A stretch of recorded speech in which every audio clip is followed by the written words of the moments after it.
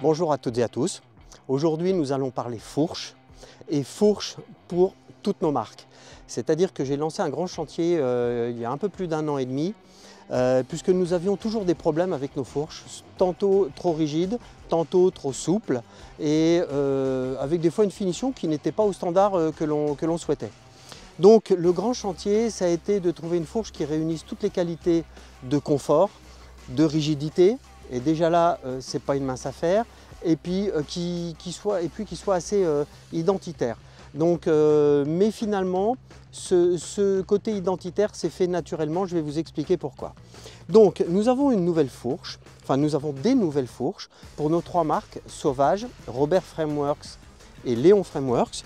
Donc c'est une fourche qui a cette forme-là, en S on va dire, et cette fourche que l'on retrouve sur tous les vélos, que ce soit le vélo de route, le all-road, le gravel ou le monster cross, a ce design parce que c'est un résultat de choix techniques. C'est-à-dire que je voulais une fourche qui soit vraiment confortable, avec un gros travail frontal et une réelle qualité d'absorption des vibrations, mais qui soit extrêmement rigide latéralement. Donc on a prototypé, on a recommencé plusieurs fois, et donc le seul moyen que l'on a trouvé en tout cas pour faire une fourche confortable et rigide, c'était de lui donner cette forme courbe.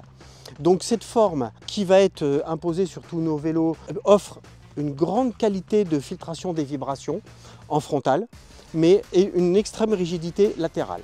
La particularité de tous nos vélos, et qui est vraiment propre à nos vélos, qui n'existe chez aucune autre marque, c'est que nous avons des hauteurs spécifiques. Alors, pas pour le vélo de route, puisque nous avons une hauteur de 370 mm, avec une fourche qui accepte des pneus en 700 par 35.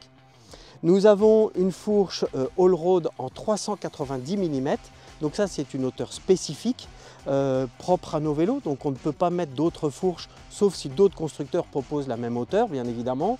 Mais 390 mm pour mettre des pneus jusqu'en 700 par 43 maximum. Donc là, on le voit, ici, c'est avec un pneu en 700 par 30.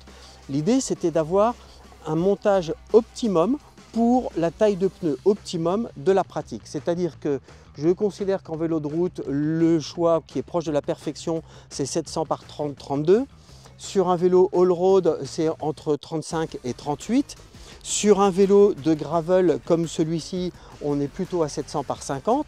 Et en monster cross, nous sommes en 29 par 2.1, voire 29 par 2.4.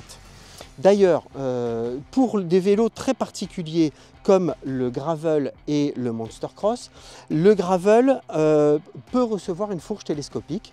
La fourche est en 410 mm de hauteur, cette fourche rigide. Donc quand vous mettez une fourche télescopique en 430 mm, moins le sag, vous retrouvez la géométrie d'origine du vélo.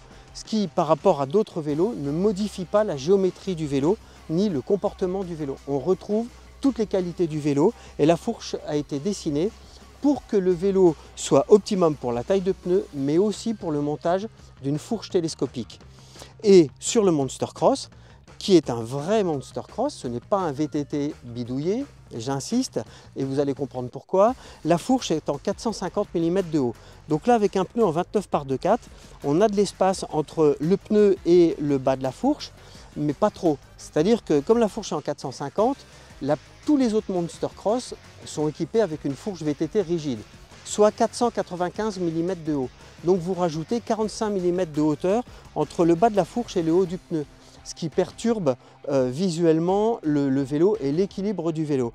Donc nous, je voulais vraiment avoir un résultat esthétique et efficient. Donc esthétique, c'est parce qu'on va, donc, vous l'avez compris, avoir une hauteur de fourche optimum pour la monte pneumatique, mais aussi optimum pour le montage. Mais ça impose d'avoir un cadre.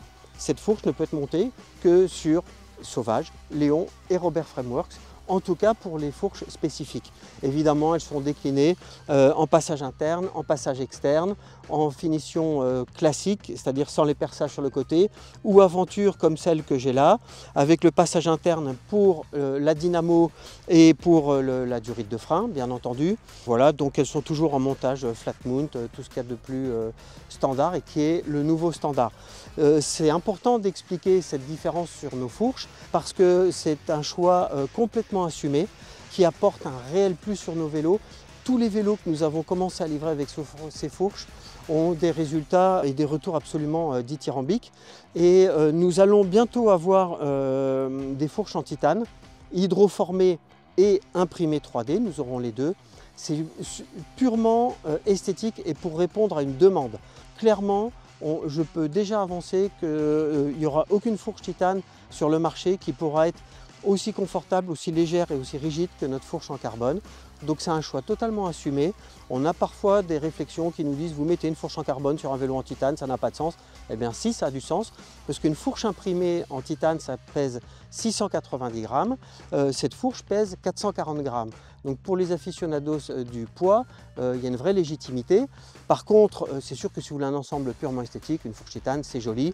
Et on aura bientôt du choix dans les fourches titane qui seront déclinées en interne, en externe, en aventure, en classique, route, all-road, gravel, monster cross, évidemment, il y aura toute la gamme.